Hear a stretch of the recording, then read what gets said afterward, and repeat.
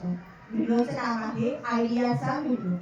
तुमचा जो व्हॉट्सअपचा नंबर शाळेमध्ये दिलेला आहे ग्रुपमध्ये, त्या ग्रुपवर आपण व्हिडिओ पाठवत असतो आणि त्या व्हिडिओमध्ये तुम्ही मुलांसोबत कोणत्या कृती करून घ्यायच्या आहे, प्रत्येक महिला गटाने एकत्र यायचं, त्यांनी सोबत मुलांसोबत कोणते खेळ खेळता येईल, त्यांना कोणत्या पद्धतीने त्यांच्या आरोग्यासाठी कोणत्या गोष्टी आवश्यक आहे त्या आपण त्या व्हिडिओद्वारे आपल्याला मदत होणार आहे की मुलांचं आरोग्य कसं जपायचं, मुलांचा घरच्या घरी अभ्यास कसा घ्यायचा, मुलांना येणाऱ्या समस्या कशा सोडवायच्या, किंवा घरी आपण कोणत्या पद्धतीने मुलांचा अभ्यास करून घेऊ शकतो.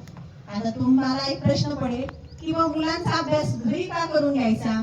बघा, मुलगा शाळेमध्ये 6 ते 7 तास असतो, त्याच्या दुप्पट वेळ तो घरी असतो आणि घरी पण तो मातेच्या सहवासात जास्त असतो.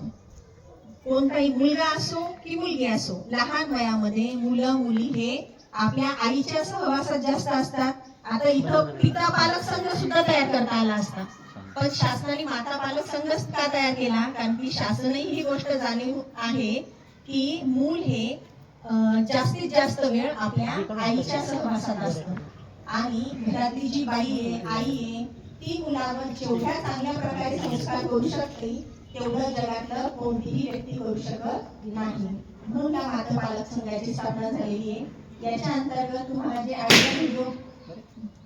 आयडिया व्हिडिओ प्राप्त होतील ते तुम्हाला बघायचे, त्यानुसार कृती करायची आहे, आपल्या मुलांकडनं त्या कृती करून घ्यायची आहे, ज्याच्यामुळे की तुमच्या मुलांमध्ये शाळे इतकीच प्रगती तो घरी सुद्धा करेल आणि भविष्यामध्ये जे त्याचं ध्येय आहे किंवा तुम्हाला जे वाटतंय की आपल्या मुलांनी ह्या यशस्वी व्हावं, इथपर्यंत प्रगती करावी, या सगळ्या गोष्टी तो जेव्हा पालकही त्याच्या अभ्यासक्रमामध्ये सहभागी होईल, पालकही त्याच्या अभ्यासात सहभागी होईल, तेव्हा तो निश्चितच प्रगती करेल.